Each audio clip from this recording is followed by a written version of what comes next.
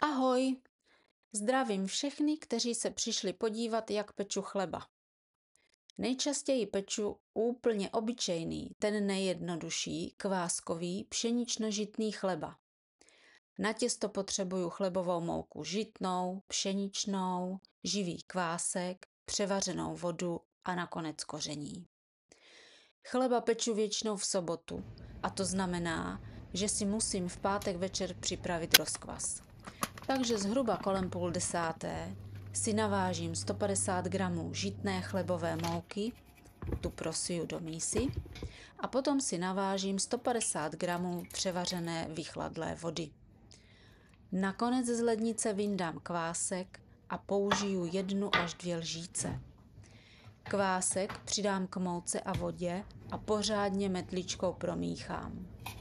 Těsto na rozkvas by mělo mít konzistenci hustšího lívancového těsta, ale protože každá mouka jinak saje vodu, je docela dost dobře možné, že budu muset množství surovin předepsaných v receptu trochu přizpůsobovat.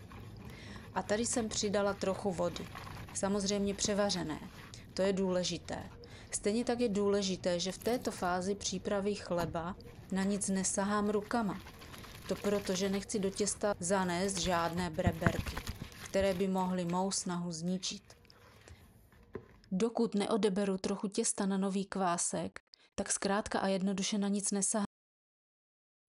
Až mám hotovo, těsto na rozkvas přikryju a nechám přes noc pracovat. A takhle by to druhý den ráno mělo vypadat. Rozkvas pěkně nabyl na objemu, bublinkuje a to se mi líbí. Odsud odeberu 1 lžíci, dám do čisté sklenice a to vlastně představuje nový kvásek. Sklenici zavřu a uložím do lednice. O tento kvásek se potom starám tak, že ho chodím kontrolovat a sleduju, jestli je pořád živý, jestli je pořád v kondici. Kvásek by měl vydržet určitě týden, někdy vydrží i déle. Ale když vidím, že už začne ztrácet objem, klesá nebo ztrácí bublinky, vím, že je čas ho přikrmit. Přikrmuju ho lžící žitné mouky a lžící převařené vychladlé vody. Při přípravě těsta postupuju tak, že si k rozkvasu navážím 150 gramů žitné chlebové mouky, 350 gramů pšeničné chlebové mouky a 300 gramů tekutin. Na ten nejzákladnější chleba, na to nejzákladnější těsto stačí voda. Pokud si chci chleba trochu vylepšit, můžu použít 150 gramů vody a 150 gramů podmáslí.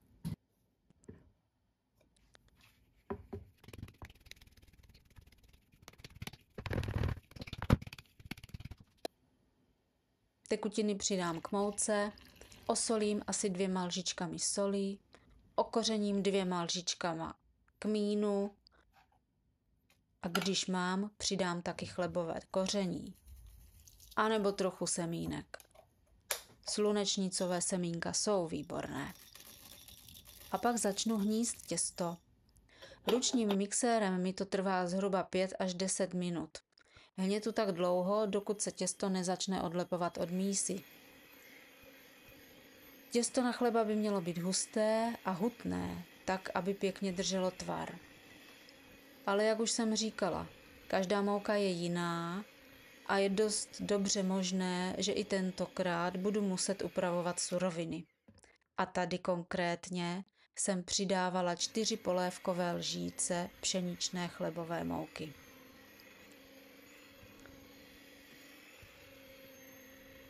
Těsto už se začíná odlepovat od mísy, takže za chvilku bude hotovo.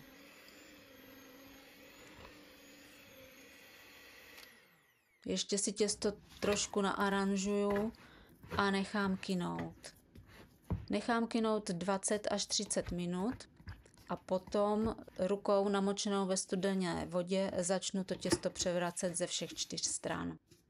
A toto převracení opakuju asi 3krát, vždycky po těch 20 až 30 minutách. Takže ve výsledku mě těsto v míse kyne zhruba 1,5 hodiny. Převracení je důležité, protože těsto získává lepší vlastnosti. Dá se říct, že tím, jak ho převracíme, tak lépe prokvasí.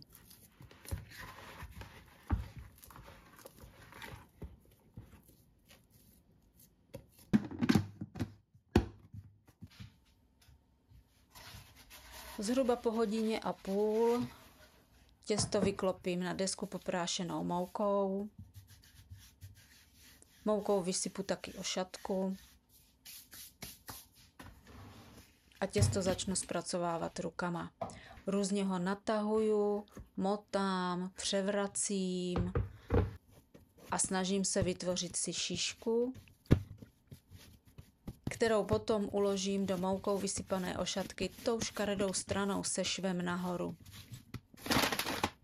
Ošatku zase přikryju a nechám znova kynout.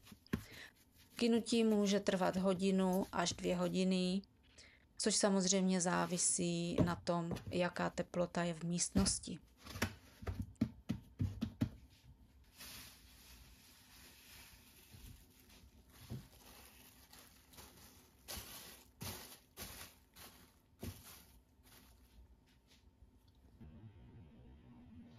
Až mám těsto pěkně nakynuté, dám si vařit plnou konvici vody.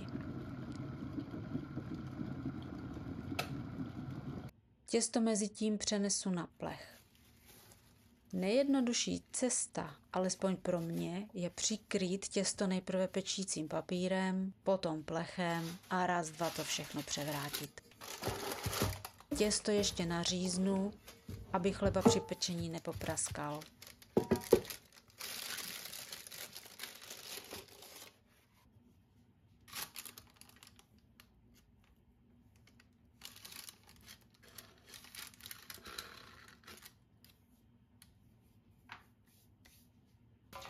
Do trouby vložím nejprve do spodní části plech, na který jsem vylila konvici vařící vody. Peču při 190 stupních na horkovzduch asi 1 hodinu. A takhle nějak by měl fešák vypadat. Hned ho přenesu na mřížku, postříkám jemně osolenou vodou pro lepší kůrku a nechám vychladnout.